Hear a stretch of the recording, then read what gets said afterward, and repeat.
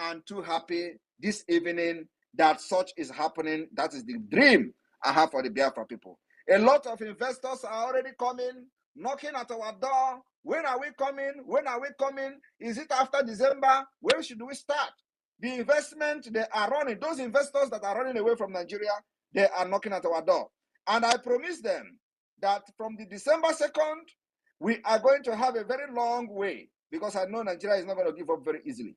But one thing I promise them is that it doesn't matter how long it takes. If it takes us 10 years to fight Nigeria after December 2nd, we are ready. If it takes us 20 years to fight Nigeria after December 2nd, we are ready. I have listened to so many people who were talking rubbish on social media, saying, oh, does it mean that all the fight they are fighting all this while, it is not a fight then? These are idiots.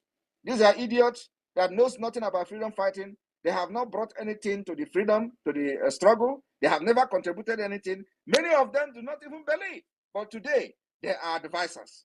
They are the one telling you, oh, why is it that you are starting the fight now? So the fight that is happening, what about it?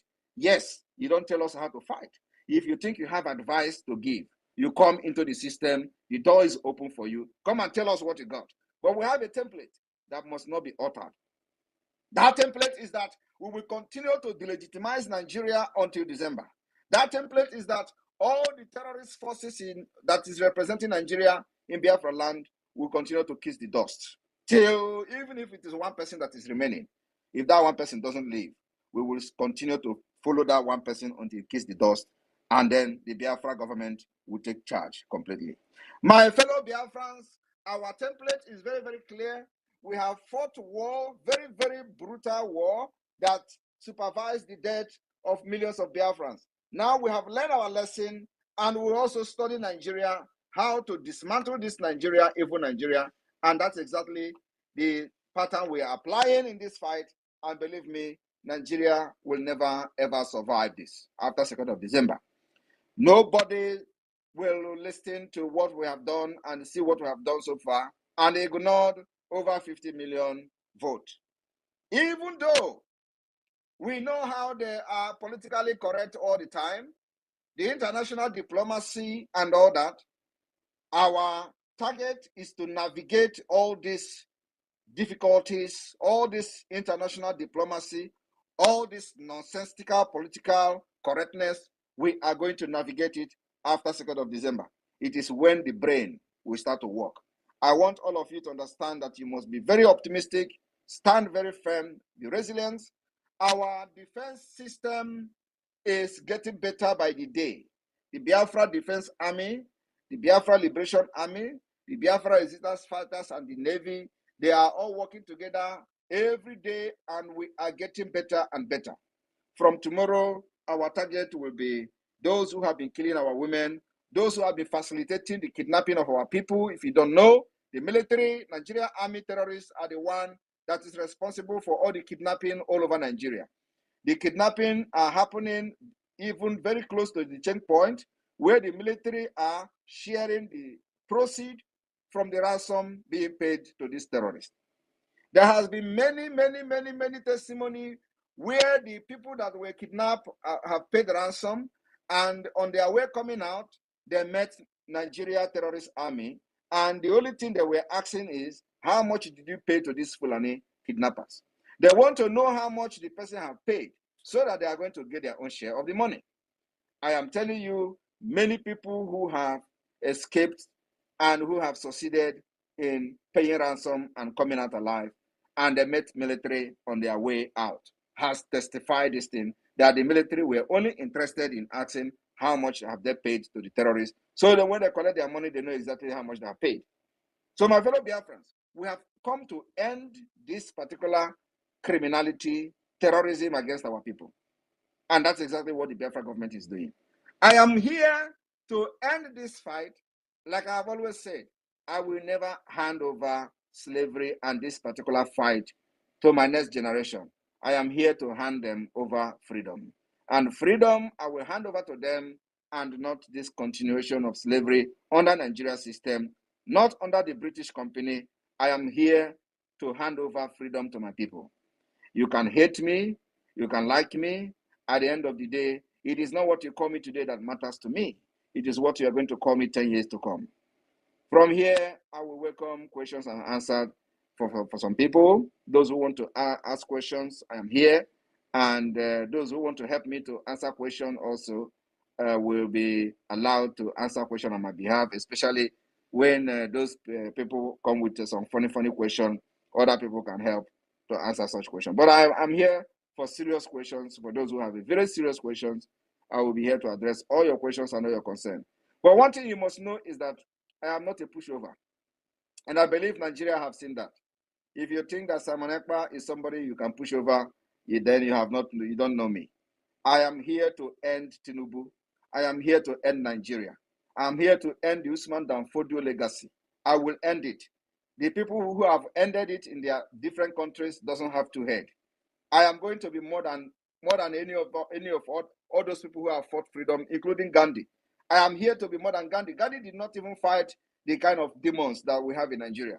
Nelson Mandela did not fight the kind of demons that we have in Nigeria. And so I brought out myself, you know, I'm well cooked for this particular freedom.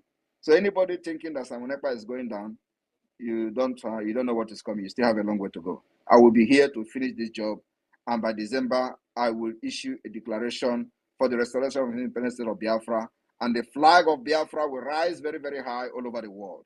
That day, every liaison office all over the world of Biafra will rise the Biafra flag very, very high. We will raise it very, very high from homeland to all over the world, and then after that, the diplomatic battle will begin for recognition of Biafra government. Thank you.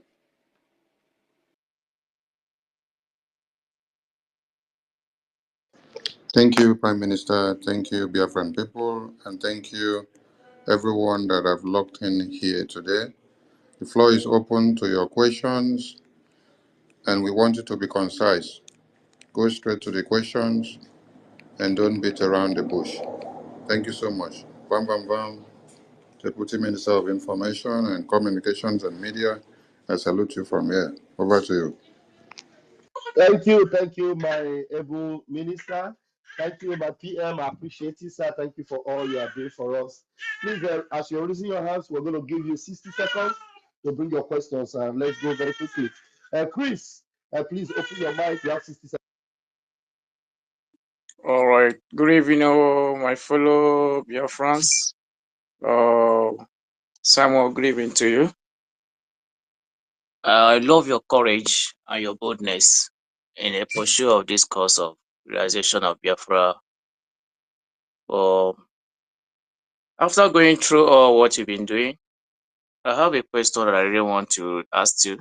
And the question goes as thus: in as much as possible that we are, according to you, Biafra declaration is not going back, it's said by December. I would like to ask this question about, I don't know, how many borders we are going to have with Nigeria, and how are we going to protect that by the time you declare Biafra?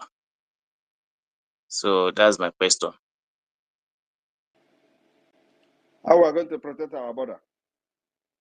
Yes, and where do we have the border within? Where are we going to have a border with Nigeria or any other part of the nations? Go and study the border. Did you not see the map of Biafra? I saw the map of Biafra, but the map. So go and study it. Okay, that's one question. You said you go and study that. What about go and study it. What about a mountain? What about the protection of the border? Or are we not going to protect the border as well? Are you the security that we're going to protect it? Come and join our liberation army so you can be part of those who protect the border. Or you want everybody to do everything for you? Why you will be chopping mango and eating nkwobi? Somebody will be protecting the border for you. Are you not a human being? No. That's not what I'm trying. That's not what I'm trying. What is the question? Okay, fine. Now, when you have other countries, now we have what they call where anywhere probably a foreigner will pass through to another to how many border do you have as a Nigerian?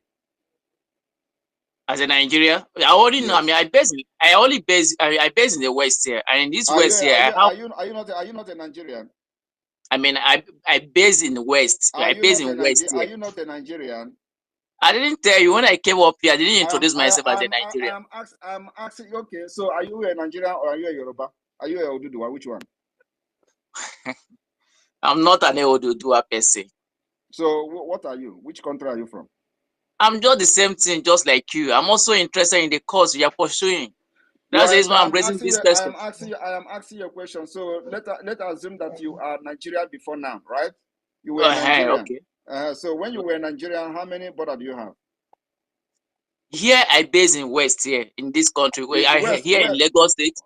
Here in Lagos State, that's only what I know. I only know about Lagos State. We have two borders here in Lagos State.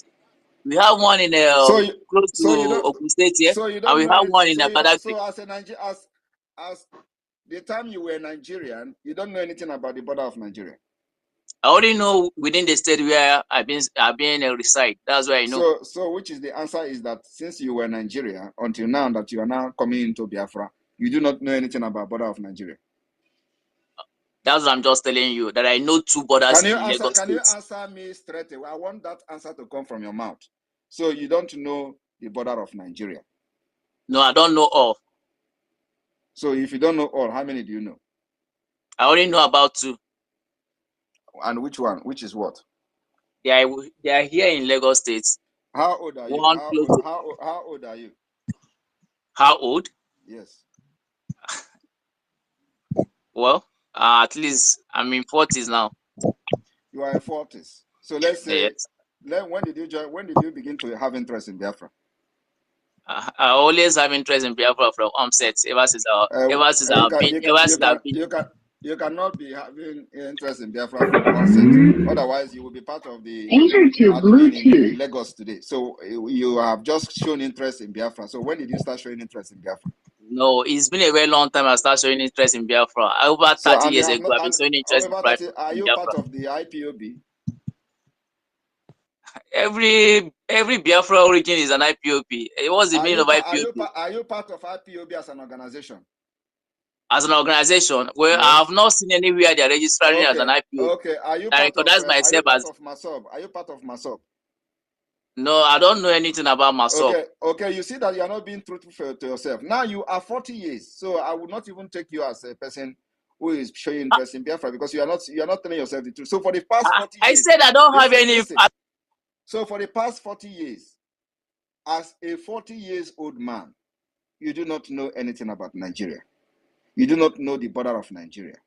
You do not know anything about the border, but you want to know the Biafra border that we have not yet declared.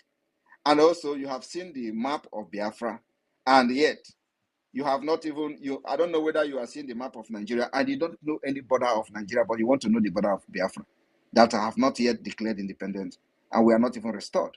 Are you not seeing that you are not being truthful for yourself? Are you not seeing that you sound very stupid at 40?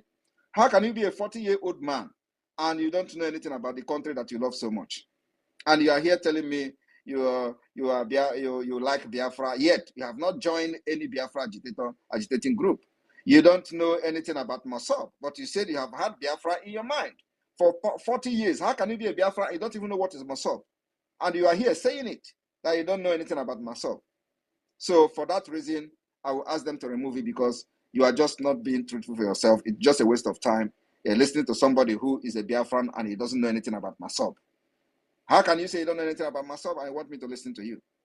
There is no way you are going to talk about Biafra today without acknowledging the Mossab. It is impossible. Even Mazi Nnamdi Kanu came from Mossab. How can you be here telling me you are watching Biafra, you are following Biafra, and don't know what's Mossab? That's why we will continue to recognize and give accolade to Wazirike, even though he has handed over the betting, he did what he did, he cannot do it. No, one person cannot do it to the end. So this race of freedom is like a relay. You run and give, but I'm here to end it. I'm the last leg of this relay. So for you to say that you don't know anything about Mossab and you don't belong to IPOB, I don't need to talk to you. When you have repented and repented very well, that you can tell me about Nigeria that you love so much, Then you will come, I will teach you about Biafra. Since you cannot actually learn from what the information we already posted in the public about the border, if you look at the map, you are going to see the border where we have border, the countries we have border with. It is completely very, very well clear in that map. And I ask you, have you seen the map of Biafra? You said yes. Yet, you do not know where we have border, how we have border with the Benue, how we have border with Edo State, how we have border with Amazonia, and then the other one is Atlantic Ocean. All those things you saw in the map that I posted, you do not know about it. You are just here to talk rubbish. All right, the next person, please. At 40, at 40 years. A fool at 40 is a fool Yeah, forever. my minister, Bam, please, Uh, what PM is addressing those non-entities, allow them to stay and hear the reply to the end first before you remove yeah, them.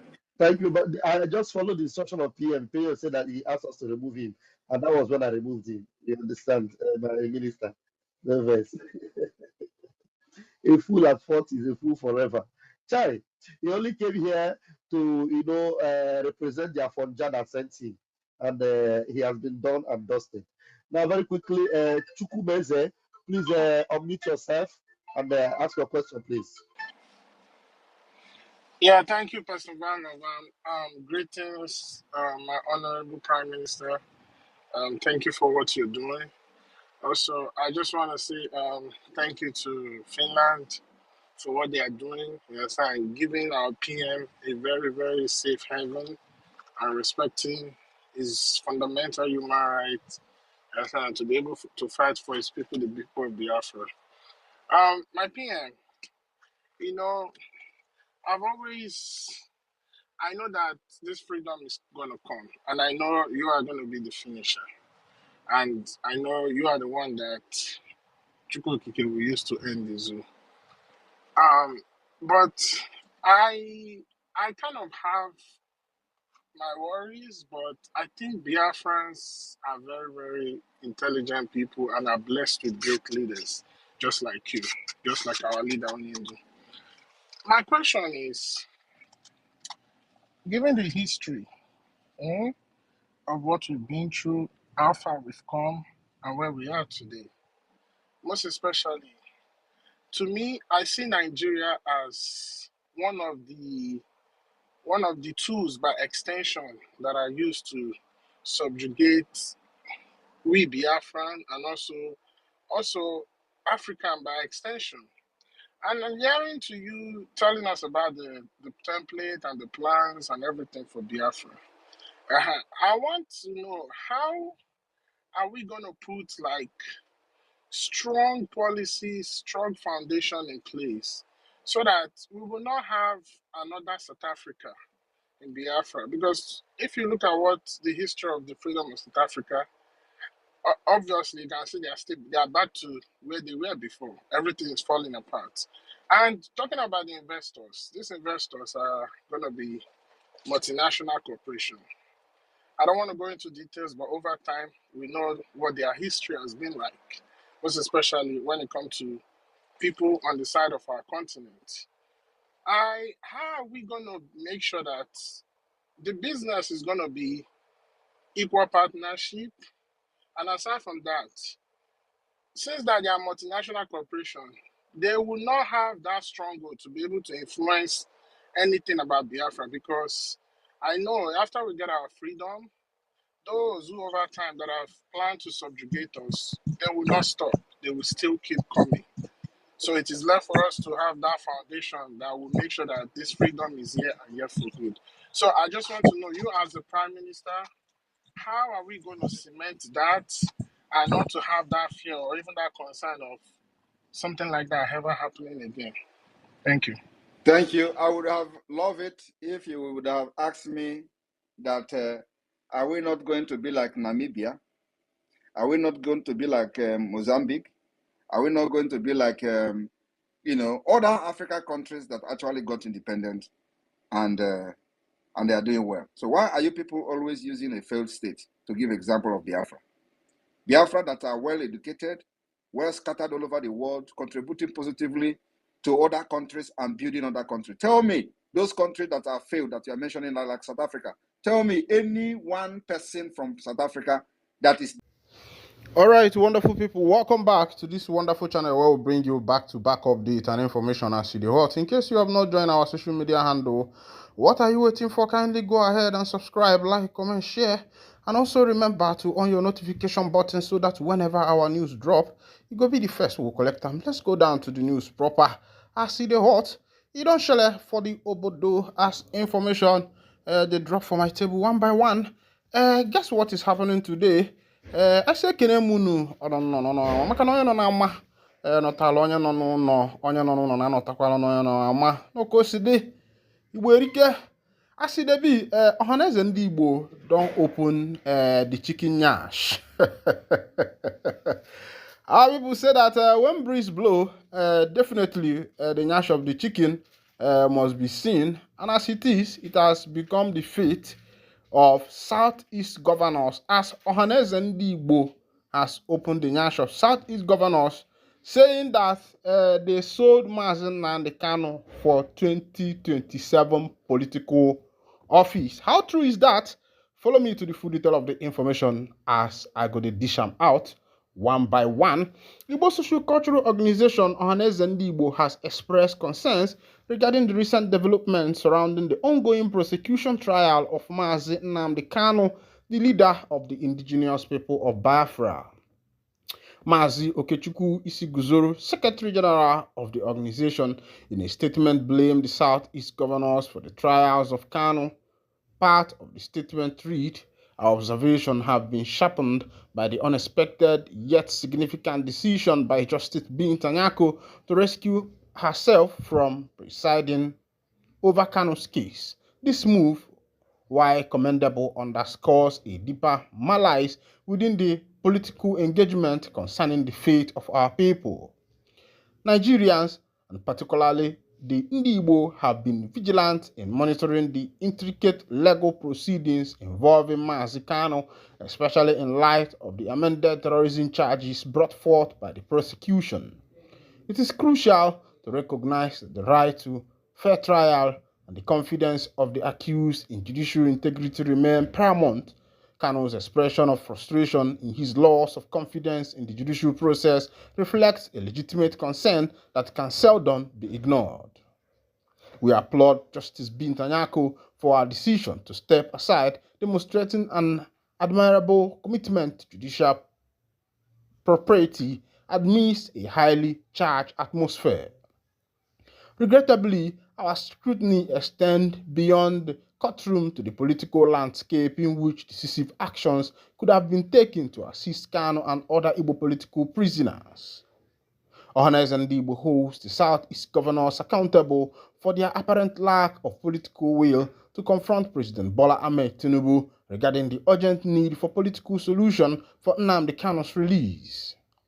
The silence from these leaders following anticipated discussion compromises the dignity of our collective aspirations and casts a shadow over their commitment to their constituents.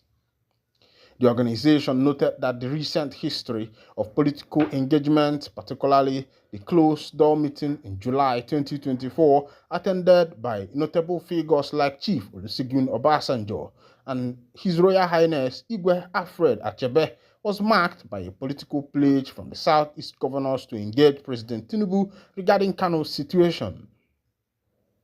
The group noted that almost 3 months later, this commitment has languished unrealized. The lack of proactive engagement raises suspicion among the populace, leading to justified claims that Nnamdi Kanu may have been sacrificed on the altar of political expediency for the upcoming electoral cycle in 2027.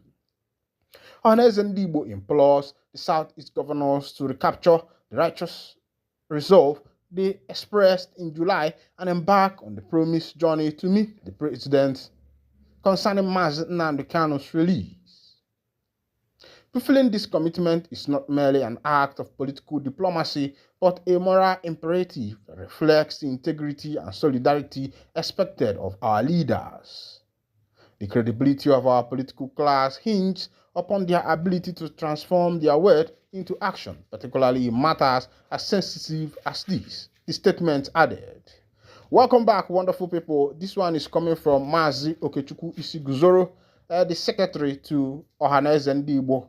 Remember that the former president or the leader of Ohanezendigbo, late Chief Emmanuel Iwanyanwu Nwokeji Ajemba, who died some time ago. Before I will go into details of what Isiguzoro is saying here, I would like to take you back to the former Ohanezendigbos. Of course, you need to understand that we have lost 3 Ohanezendigbo presidents. 3 of them died in the office, and the last one being Chief Emmanuel Iwanyanwu. And my question is, Obno isi amara akpụ ka ọ bụ na agụba adịlọ nkọ, ka ọ bụ na ya bụ ọkpụ isi afụkwọzi ebe ọ ya azụta agụba, ya bụ okwu wee bụrụ gịnị wee bụrụ okwu wee bụrụ inu. And of course, you know that the Igbo tribe inherited, should I call it, what is called, a spiritual background, whereby that when one makes an utterance that is not based on the truth as a leader, as one who is overseeing Ndi Igbo, it tends to have a repercussion, a side effect, when you as onye nze, as onye chichi, as a leader who is supposed to be speaking the truth, ends up becoming the one who is against the people, ends up becoming the one who manipulates the people, ends up becoming the one who uses the people's will to achieve a particular political gain. Now look at what is happening in the southeastern part of Nigeria, where the political cabals, the bourgeois, have now used Mazi Nnamdi Kanu's case as a keynote, as a bait in order to be able to achieve their 2027 bid. Of course, you know that one thing you should understand about the Southeast political sphere is that Southeast political sphere is more like a bot organization. Let's look at the issue of Emeka Ihedioha and Hope Uzodimma, Uche Nwosu, Ararume. These are the 3 political contestants of a political contest that Emeka Ihedioha came up, emerged as the winner. Everybody celebrated all over Nigeria, all over Imo State, all over the Southeast. People were happy because they felt that the man whom they voted for has actually assumed office. 7 months after that, a court adjunction came, and all of a sudden, Hope Uzodimma, who was 4th in that particular election, becomes the governor of Imo State under the flag party of APC. And look at what is happening other places. Go to Edon State, the current election that was just concluded, and the rest of them, where APC have become a stronghold all over the nation. How can one political party conquer the whole of Nigeria, 36 states, for that matter? Now, bringing you back to the case of Mazi Nnamdi Kanu, where Ndi Igbo has sold their brother in order to be able to gain political acceptance by the Fulani Caliphate. And you think that, someone might think that when you slander about your brother, the person you are slandering about your brother also will also be afraid of you, because the person knows that one day that will become his fate. And our Igbo political leaders think that, maybe when they sell their brother, sell Mazi Nnamdi Kanu, sell someone Ekpa, that the Fulani Caliphate will accept them. The Fulani man has seen that you've already sold your brother. He knows that one day you will sell him. And that is how it is. And there is no way a striking of balance can be struck in Nigeria among Ndi Igbo and the Fulani Caliphate when it comes to politics. Now, you see the lament of Ohanezendigbo. This is not the former leader of Ohanezendigbo, who is Emmanuel Iwanyanwu. I'm not saying in any way that Emmanuel Iwanyanwu is a bad person. But the issue is, what have they done to be able to salvage Mazi Nnamdi Kanu's situation? Soludo entered into office. he went and snapped picture with Mazi Nnamdi Kanu in the DSS detention. He came out and he felt that we the people will be clapping for him because he have snapped picture with Mazi Nnamdi Kanu, forgetting that he promised the people of Anambra, Ndigbo as a whole, that as soon as he assumed office, that he will try his possible best to make sure that Mazi Nnamdi Kanu is out of the DSS detention. The same thing happened with Ifeanyi Ubah. When Ifeanyi Ubah started nursing the bid of becoming the governor of Anambra State, he moved from Action Youth Party and he entered into the APC, and that was how he died. Nobody knows what killed him, but ọ na-adị mma as onye Igbo. Ndị be anyị si ama nwoke nya bụrụ nwoke na okeke nwaanyị na-adịkwanụ ntị njọ. Onye akpọ onye isi ya bụrụ onye eziokwu, because this thing have taken the life of a lot of ndị Igbo, starting from the former leader of Ohanezendigbo, come to Iwanyanwu, go to Ifeanyi Ubah.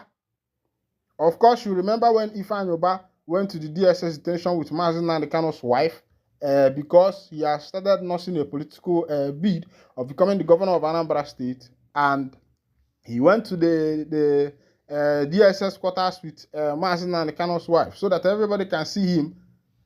And thank God that Ndi Igbo are becoming sensible now, because no political leader will come under the guise of making sure that Kanu is released and the people will vote for him, because this is the 4th year of Mazi Nnamdi Kanu in his DSS detention, and he is going to the 5th year. Of course, I will drop you a video of Mazi Nnamdi Kanu. What he said he has been 4 years in the DSS detention, and the 5th year is not going to kill him. Meanwhile, as I was bringing this information to you, something just popped up. The BRGIE finance minister and a delegation of Biafra America met with Congressman Tonkin RNJ in Washington, D.C. to discuss Biafra and the BRGIE, as well as many issues pertaining to the Nigerian government. This is a follow-up to the previous meeting with Congressman Ken. During the substantive and detailed discussion, the congressman provided very helpful advice, insight, and suggestion. In addition, the delegation provided information to the congressman regarding the Biafra American community in New Jersey. The delegation appreciated the congressman's friendly engagement and hospitality.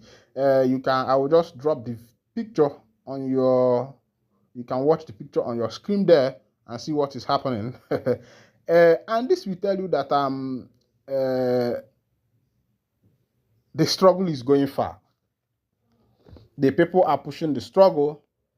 Despite whatever that is happening, the nation that the Almighty Chukwu Kabiama ordained is here to stay. Meanwhile, another information, Edon Shele in Enugu State as dangerous gunmen, UGM, don't fire face-to-face with the NIG Army them boys. I wanted to check the information, they asked waiting happened there, they say now what these boys go give the NIG them boys. Our people say that in Yanga day for house. I've been a fella na talk that one. Say in Yanga trouble day for house, in Yanga go they find them. And it be like say this one na trouble day for house, in Yanga go they find them. As it be. Remember our sister, I be our brother, where they call Bobby Risky, we don't stay 6 months for Kuje prison. Another nemesis don't fall upon the man again. I be the woman. They said the interior minister said corruption would be met with zero tolerance and serve consequences within the preliminary service under the ministry's preview. The Minister of Interior, Olumbi Tunji Ojo, has constituted a special investigation panel to probe allegations of bribery within the Nigerian Correctional Service. The minister's spokesperson, Babatunde Alao, disclosed this in a statement on Wednesday in Abuja. Mr. Ajao said the panel is headed by the permanent secretary of the ministry, Magdale Ajani, while Uju Ajomo of Prisoners Rehabilitation and Welfare Action will serve as the secretary. Other members are the Director of Illegal Ministry of Interior, Eva Omantis, Director of Joint Services, Usman Nairu, and Ikechukwu Ezugo, Consultant Ike of the Bakery Family Show. The statement said Mr. Tuji Oroyi assured the public that the investigation will be rigorous, transparent, and imperial, and that appropriate disciplinary action will be taken against any personnel found guilty. Development comes amid allegation that the controversial Nigerian custodian Idris Odukoya, also known as Bobrisky, paid a bribe to some prisoners to have the money laundering charges against him dropped and to also transfer to a private apartment instead of staying in prison. Oh, Setela, this social media stuff, people coming to the social media to talk anyhow, forgetting that we are in the 21st century, you paid bribe in prison and you came out on social media and you felt that you can say it and nobody is going to do anything.